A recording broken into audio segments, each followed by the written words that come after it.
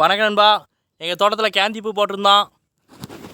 நாளைக்கு தான் ஃபஸ்ட்டு அறுக்க போகிறோம். பூவெல்லாம் நல்லா வந்துருச்சு, ஓரளவு பரவாயில்ல. இது கை நிறைய காசு கொடுக்குமா இல்லை கை செலவு காசு கொடுக்குமா? கமெண்ட் பண்ணுங்கள் விவசாய உறவுகள். யாருக்கெல்லாம் விவசாயம் பிடிக்கும் இந்த வீடியோக்கு லைக் பண்ணுங்கள். மறக்காம யூடியூப் சேனல் சப்ஸ்கிரைப் பண்ணிடுங்க.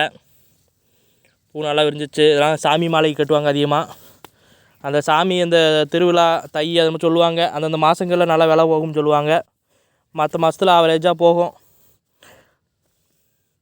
பார்ப்போம் நாளைக்கு எவ்வளோக்கு போகுதுன்னு.